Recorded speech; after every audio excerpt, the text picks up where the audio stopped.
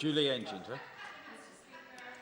Most New Zealanders cherish our natural environment, our mountains, our forests, our rivers, our beaches. I know I do.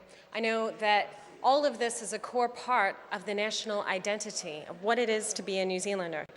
And I know that many voters, even those who don't vote for the Green Party, care deeply about our environment, not only because it's worth a huge amount.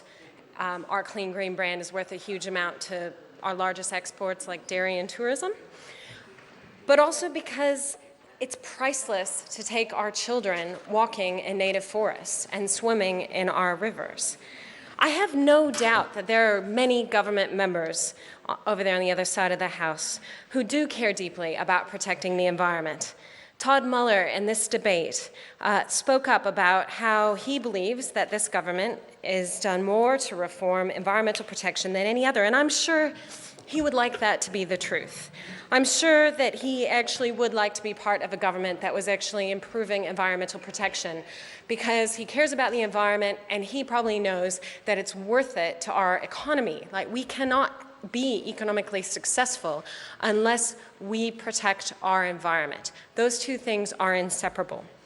Now, unfortunately, it's simply not the case that this government has been good for the environment. In fact, their entire economic development strategy is predicated on degrading our natural environment, on increasing extraction and pollution. And that is the sad truth. And I have to speak up about that.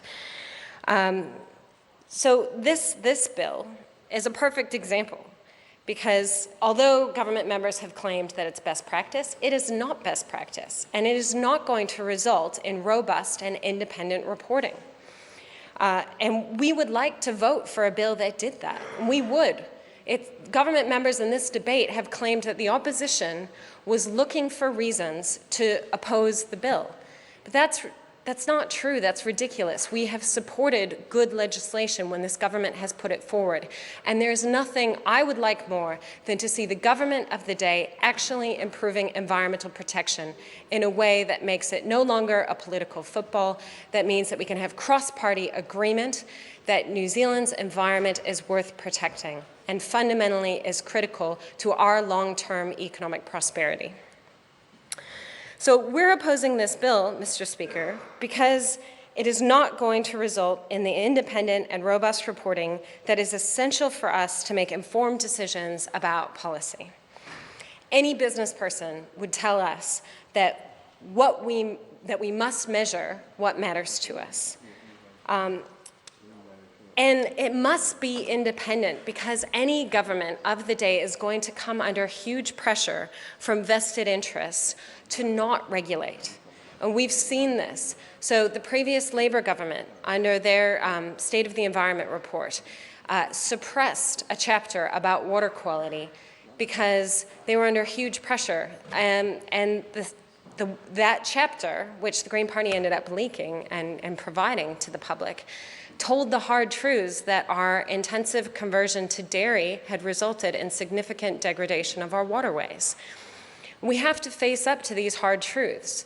We're not going to be better off or save money or improve the economy by allowing people to continue profiting at the expense of our waterways and our natural environment. It's simply not possible. So the first thing we have to have is independent, robust, credible information.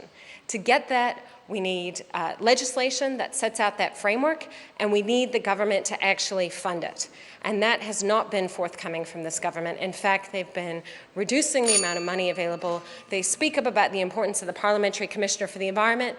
That is a small office, an incredibly important one, but it is now doing the work that the Ministry for the Environment should be doing themselves. And there's a real opportunity for New Zealand to improve our economic performance, to ensure long-term prosperity for all New Zealanders, to reduce our greenhouse gas emissions, but we're not going to be able to seize that opportunity as long as we don't have the independent monitoring and frameworks set up to ensure that we can make the best decisions. The sad truth is the National Party is simply looking for opportunities to say that they are doing something on these issues, just like they claim that we're doing something about climate change, that we're reducing our carbon emissions. The truth is we're not under their policy. And so, again, this bill is a window dressing. It's not going to make the substantial changes that we need, and the Green Party cannot support it, unfortunately.